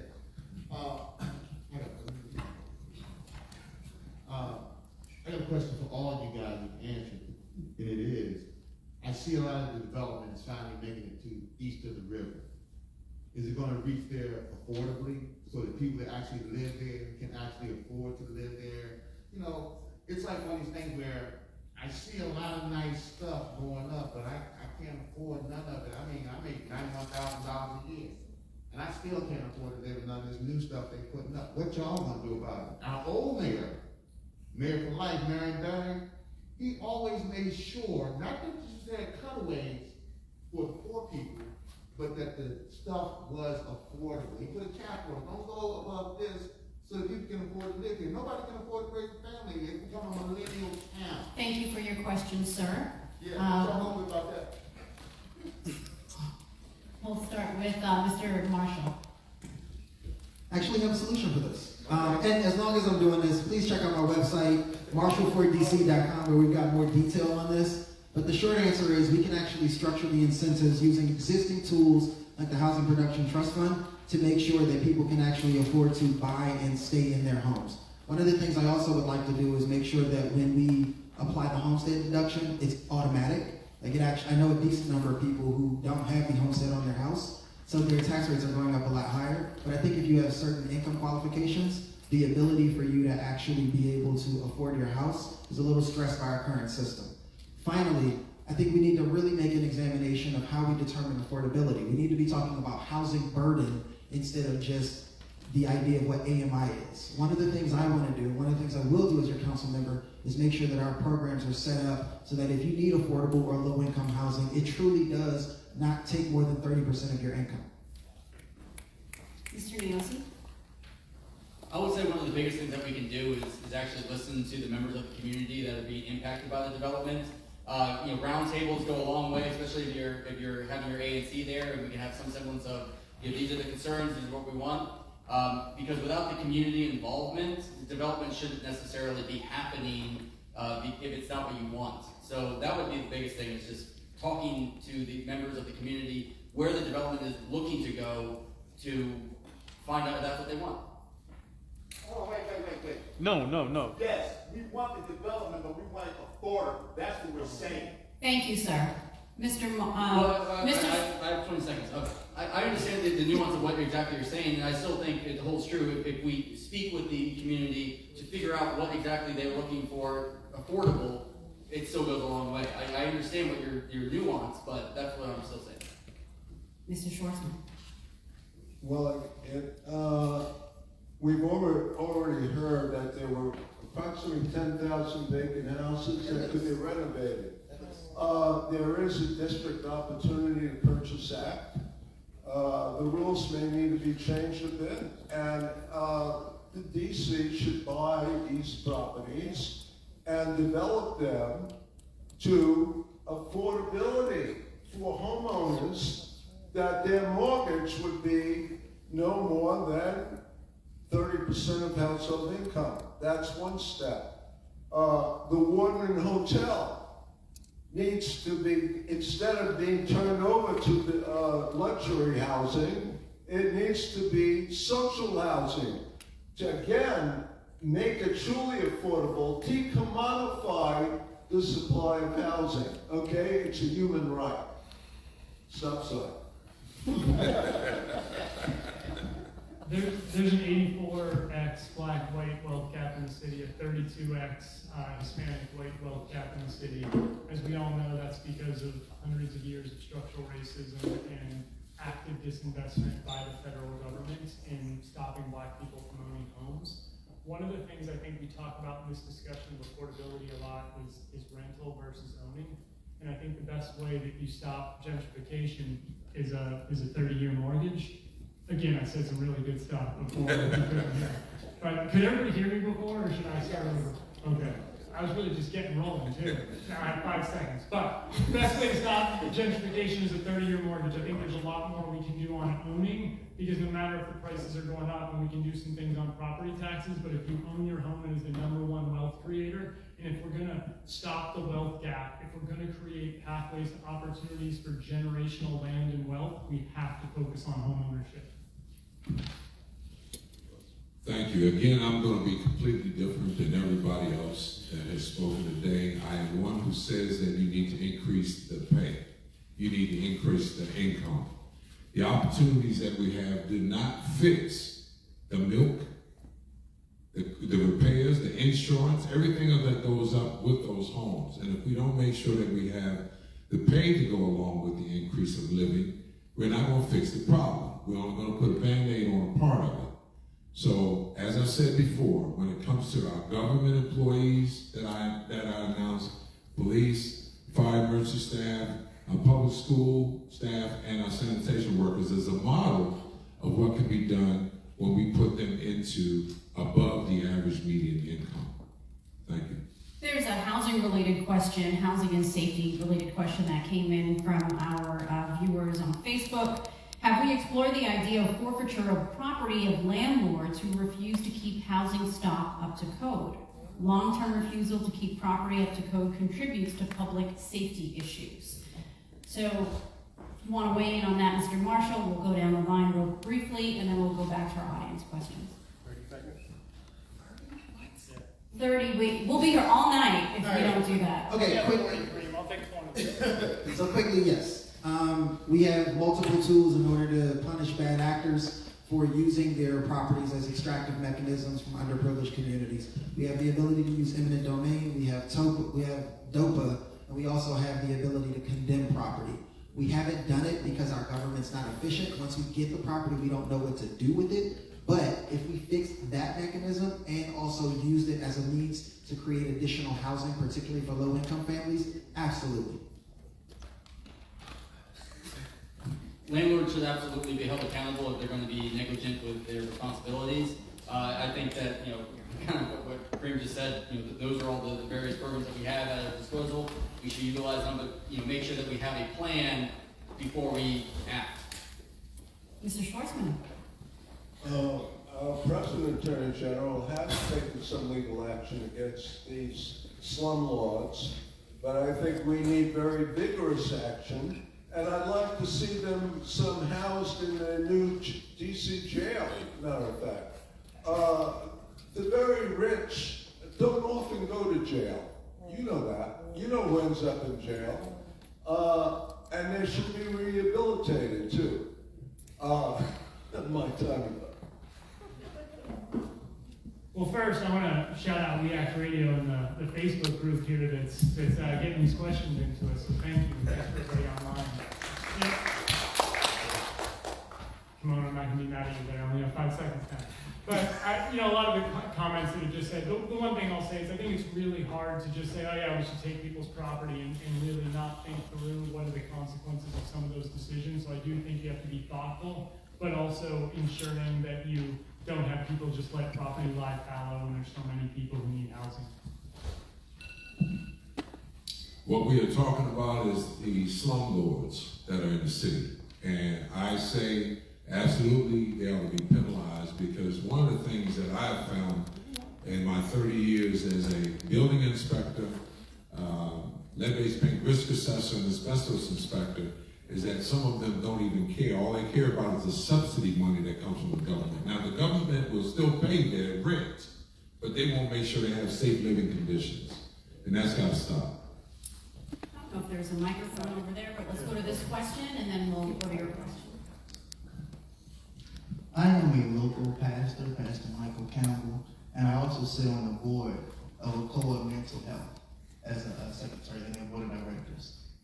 So my question is concerning mental health. I hear a lot about crime and when it's taking place. I am one who calls love, peace, and happiness when there's a crime that takes place. I am one who believes that we need to focus on mental health. So my question is, ranging from police officers who appear to need mental health training, to teachers that need mental health training, to our students and our youth, what are your specific plans for mental health reform in this city? Because there's clearly a big need for it. Thank you for that question. Mr. Niosi, we'll start with you. 60 seconds or how long? 30. Okay. Give me your elevator pitch. 20 30. seconds. This It's the elevator pitch. Thank you for the question. I think that training is above all else something that is essential for our police officers and for our teachers, etc. So I would start there. I would start with making sure that people know, and I would also try to fund the appropriate measures to have psychiatrists or psychologists involved in the training as well. When there is a crisis, people call 911, right? It's not operating very well, right? We know that. They've already been in order of that. However, when there are instances of, disputes and a mental health breakdown or whatever you would call it, where people are acting out, instead of being shot by police, I would submit that people should be attended by mental health professionals, social workers. This is not a police job. Okay? Thank you very much. Mr. McLaughlin, then we'll go to Mr. Marshall and Mr. Hill. I mean, I can't answer how would we overhaul the mental health situation in 30 seconds, so I'll give you one thing and then I'll tell you a story. One, I think we increased the Medicaid reimbursement rate on mental health professionals. Government pays 70 cents of that. Huge opportunity to actually have more access and be able to not do it at a very high cost. Secondly, kid stole my bike a few years ago. A bunch of dudes who were just coming out of prison and me, we ran after him, caught him, he thought he was in real trouble. We prayed with him and dropped him off at the metro. I think government can't save us on everything. How are we also building community bonds? Mr. Marshall and Mr. Hill. Again, I can't do this in 30 seconds, but what I will say is we really need to change the paradigm. I think the baseline problem that we have is that we actually don't have enough in mental health professionals because we haven't invested in making sure that the people who are going to serve these kids, serve these adults, are adequately trained and educated and ready to go out of school. So the first thing I would do is increase the supply. For a lot of our problems, we have to increase the supply. For housing, we got to increase the supply. But for mental health, we need more people who can actually help. So let's start there. Thank you. I do not think we should overburden our police with that portion. Their position or their responsibility is to remove the threat, and then once that person has been removed from hurting themselves or anyone else, then we can have the clinicians come in to do an evaluation and begin that part of rehabilitation for that individual. Thank you. We'll go to our audience. Our timekeeper has a question. Oh, okay. That's why you had the mic. Okay. As a disabled vet, I've done my research for a lot of the states in our country. Most states give a person who is a disabled vet at 100% to the VA rating a lot of great benefits, such as taking away their taxes for their homes. DC doesn't do any of that because we're short on time. I think the only vet I heard on the panel was Mr. Hill. I want to ask you, Mr. Hill, was there another vet? Oh. I'm not a vet yet. I want to ask our active person and our vet, what do you think about doing in order to try to extend benefits for DC residents who are 100% disabled through the Veterans Administration? Thank you for the question. I am actually one of those veterans battling the city on those issues right now. So one of the things that I will do as council at large is highlight how those other states benefit those veterans who have given their lives, their bodies, to make sure that everyone here has had a safe day, a safe week, a safe life. And when we point out the things that are most apparent, like housing, like jobs, like business creation, those are the things right now that we need coming home. Thank you, Mr. Hill. Thank you. Mr. Nielsen. Very much in the same category as Mr. Hill. I would also try to extend various grants for business, and anytime you could have some semblance of a fee waived, I'll try to do that, such as like your car registration fee. I'll try to waive that as a veteran. Mr. McLaughlin wants to weigh in just real briefly so we can move on. Yeah, if I may, thank you for your service. My father is also a 100% disabled veteran, so A little closer to your microphone, please. again, said some great stuff. Also a disabled veteran. But one of the things that I just wanted to point out is, number one, I think all of us would say the same thing, that on council, you represent everyone. So whether I have a visceral or lived experience, I want to make sure that everybody's being supported. And I think this is where, when we have groups of folks across the city who are in need of support, that because we're not a state, we don't provide, that we have to put key staff in place to do those things. Thank you. Audience question. Good evening. There are many locations throughout DC impacted by environmental hazards affecting DC residents' health, quality of life, and property values. For example, there are multiple Superfund sites, leaking storage tanks, poor air quality, and brownfields. What, if any, plans do you have to help to clean up the sites?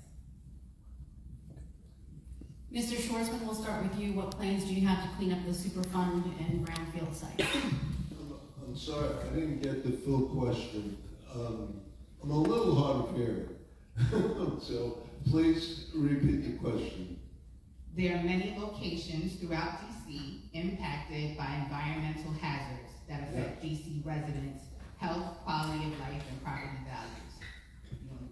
Yes, I get it. I'm an environmental scientist, so this is very important to me. One of the biggest persistent hazards is lead in water. And unfortunately, I think residents in public housing are still potentially being subject to this hazard, especially children, also lead in paint. And this should be a priority to address. That's my short answer. Mr. Marshall? And then Mr. Niosi. So I was legislative director for the Department of Energy and Environment for 5 years, and I ran the environmental justice program for the last year and a half that I was there. Please go to my website. I have a lot more detail on these issues. But what I will say first is that our government has not been completely honest about the degree to which we have deliberately discriminated against neighborhoods by putting undesirable uses around poor black people. So the first thing I would do is start with honesty.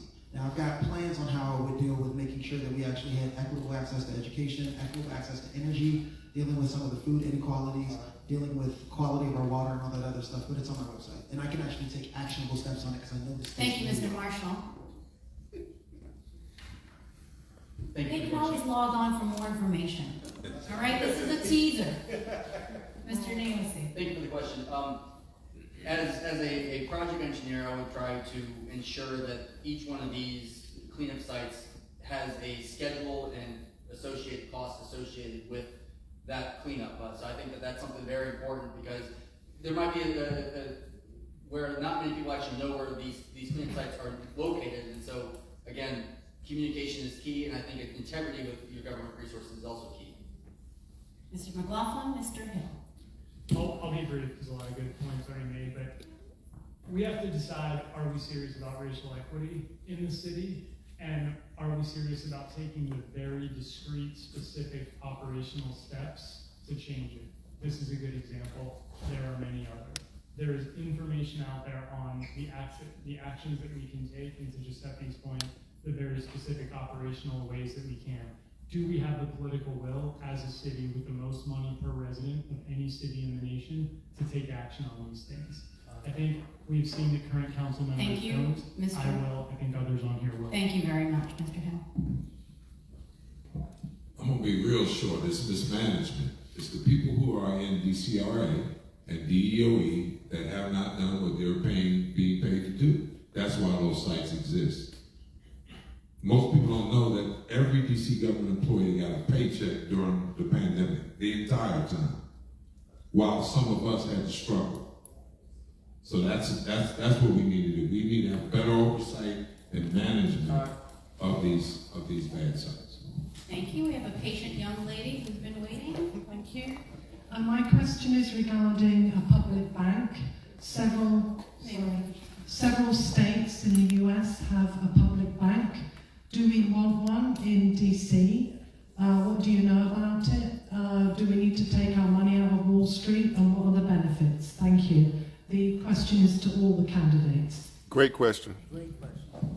Thank you. We'll start with Mr. I'm sorry. We're going to start with Mr. Hill. Okay, any bank, including public banks, need to be willing to reinvest back into the community. Right now, we have banks that come into the community, the people in that neighborhood put their money in the bank, and then many of what I've seen, they can't go in and borrow $10. Whereas in some of the other areas of the city, it helps them start businesses, it helps them finance homes and other things. So it needs to be a more balanced approach of what any bank will do in any community. Thank you. Mr. McLaughlin. Well, since we don't know where $80+ million went in the Housing Production Trust, I don't know if DC running a bank is the greatest idea, but I do like the concept of, how are we thinking about cooperatives? How are we thinking about money staying local and being circular? So I think to your broader point, both the DC Green Bank that I think is doing some powerful work on environmental projects, but also the idea of how are we incenting co-ops? How are we incenting small and local businesses to be shared ownership? Those types of things are absolutely the things we need to be doing. Yes, I've been on the steering committee of the DC Public Banking Center for 7 years, and this objective should be front on a priority for the new council. What does it mean? Our revenue is now being housed by the Wall Street banks, so it's not benefiting DC. A public bank, our revenue would go in our own publicly accountable bank, independent of the politicians, and then partner with local banks and promote like social housing and other great benefits, green jobs, and so forth. Thank you. Thank you for the question.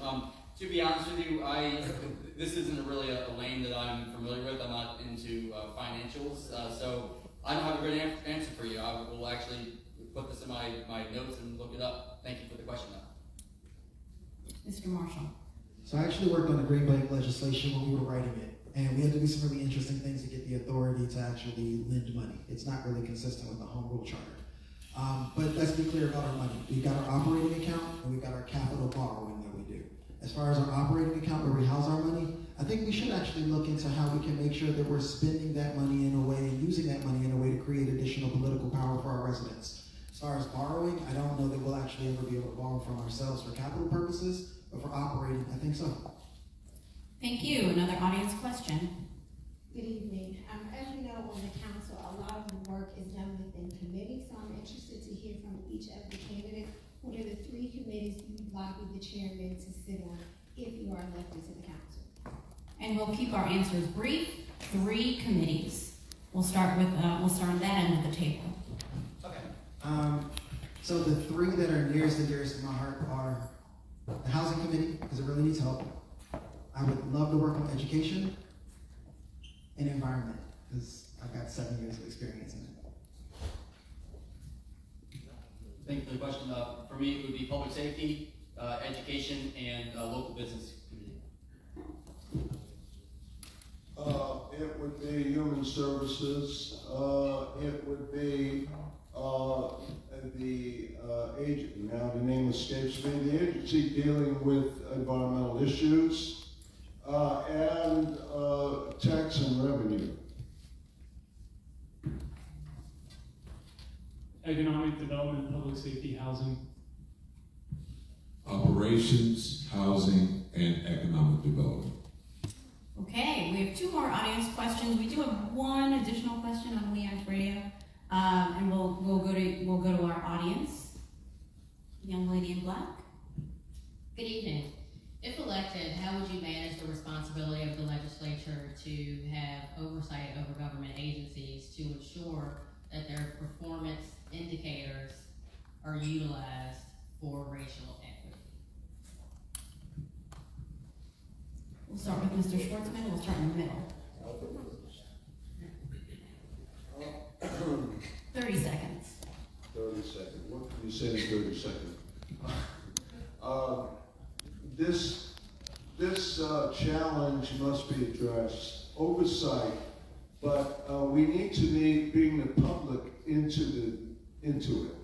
And I would use my office as a resource and my salary to help organize the public right? To help organize the public to make the elimination of racial and economic disparities happen.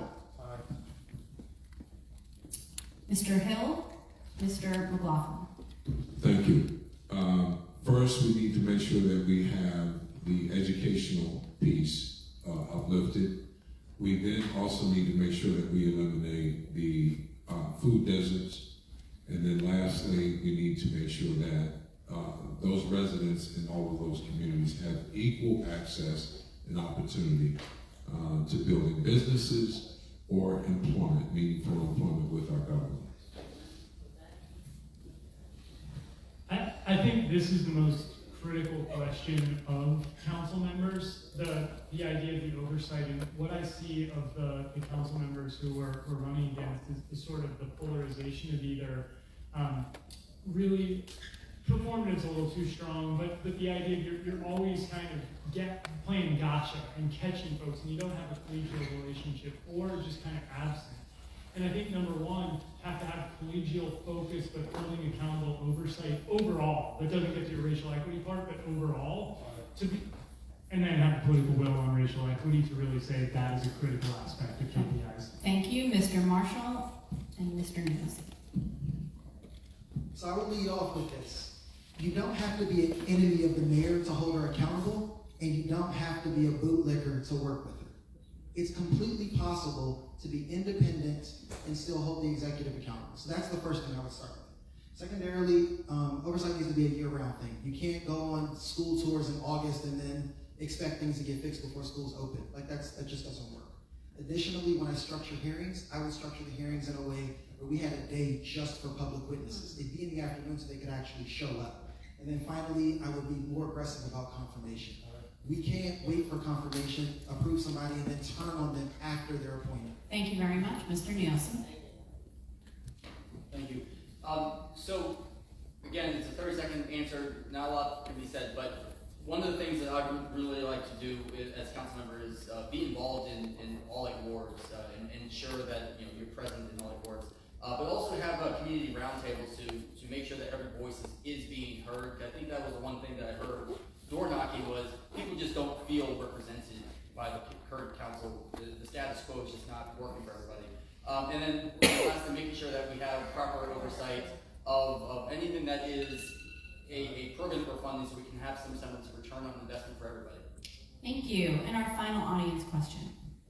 How you doing? I have a question on families that's stricken with taking care of their loved ones who's they only have the loved ones retiring. It's a lot of people who have dementia, so a lot of families are becoming sick. And so how can the government assist people like that who they may have $50,000 because the income is so high, but at the end of the day they have to take care of them and they're no longer accepted by Medicaid or anything like that? We'll start with Mr. Hill. Mr. Hill, Mr. McLaughlin, and then we'll do Marshall and Nielsen. This is one of the problems that we have when we talk about housing and many other issues when it comes to health. The income barriers need to be raised. When I talked to the council and the mayor some years ago, 4 to 5 years ago, I showed how 37 states did away with real property tax for senior citizens, and we still haven't done it. That's another thing that would help out with your challenge. I think the scenario you outlined there would probably be a home health aid. Home health aids on Medicaid or Medicare reimbursement are incredibly low. I think we need to increase those reimbursement rates, which would create living wages, which would create improvements in retention rate, and would actually also create pathways to careers for district residents. And we could do all of that in a relatively cost-effective way because it would open up ARPA funds if we increased the reimbursement rate. I know that's a really wonky, nerdy response, but that's the type of stuff that we have to go into the details on to be able to support people. Thank you, Mr. Marshall, Mr. Nielsen, and then Mr. Schwartzman. Okay, 30 seconds. Increase your pay, eliminate their taxes, and make sure that you guys have stable access to all the things that you need in order to support your life. We don't do a very good job of supporting people who are most in need, particularly folks who make $50,000 or below. I said it before, if you make $300,000 a year as a single person, you're good. It doesn't matter how inept the government is. Eventually you might leave, but if you make $50,000 or less, the government can't miss, and we are missing a lot right now. Yeah, thank you for the question. Very much to echo what the majority of people have been saying on the council, or the forum. I would say to help subsidize the taxes for seniors. I think that's a big thing. But all these decisions need to be made with a lot of empathy to really understand the plight of what's actually going on in the household. And so making sure that we have different funded programs that can work with the seniors. I've been an advocate for progressive taxes in DC for over 20 years, and one of my ideas that's being considered by Fair Budget Coalition is to have a sales tax rebate for low-income taxpayers. That's the most regressive part of our tax structure. That is, the low-income folks pay a greater percentage of income as sales and excise tax than the wealthy do. So let's give the low-income folk a check back for their sales tax that they pay. Thank you very much. One last question, our final question before we wrap up the evening from our folks watching online with LEAC Radio. What is the social equity plan for DC cannabis proprietors? And I'll give everyone 30 seconds to answer that, starting with Mr. Schwartzman. Right, repeat that question, please. I'll go on. The people of DC have voted for Initiative 71. What's the inherent problem that the city council chairman has with exercising that initiative? Oh, yes. What is the social equity plan for DC cannabis proprietors? The voters voted to implement Initiative 71? 71? Oh, yes, sorry. I'm getting them mixed up. Yes, of course, we should decriminalize drugs in DC. Absolutely. And if necessary, defy the federal authorities and they'll go to court and cancel it, and then we pass the law again. We have to push the limits of home rule to create a movement to get statehood. Thank you very much, Mr. Niosi. Mr. McLaughlin. Thank you for the question. I do think that the decriminalization of or people incarcerated for marijuana use, I think that is just wrong. And so I would be for doing anything to make sure that those individuals get back on track with life. Talking about racial equity KPIs, we lock up a bunch of folks.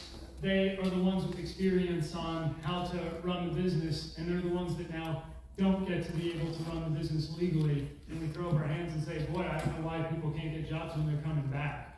We've basically created like 6 winners in a system instead of really truly being equitable and saying, hey, on I-71, let's ensure that folks can make a living in a legal, effective way. Mr. Marshall, Mr. Hill. I think we need to treat it like it's a taxable product. I don't smoke myself, but I do think that we've over-criminalized marijuana just based off racism. Like it's not the boogeyman that we want it to be. And if we really want to be equitable about this, we have to actually make sure that it's treated and regulated. It's just as bad as alcohol, so let's treat it just like alcohol. Mr. Hill. I agree that it should be measured just as alcohol. As a business owner, you can't come to work with me smelling like marijuana in the morning and get in one of my $200,000 trucks and think you're going to drive around the city. Now, I've seen where construction companies in this city right now will not hire you because you can't pass a urine exam.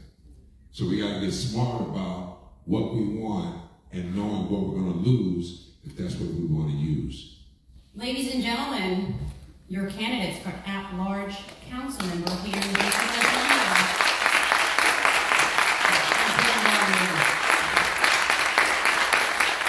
Well done, everyone. Thank you so much again to Delta Sigma Theta, DC Black United Front, Federation of Community Associations, and We Act Radio. I'm Delia Gonzalez from WUSA 9. It's been a pleasure. Thank you for engaging our candidates, and we'll see you in November.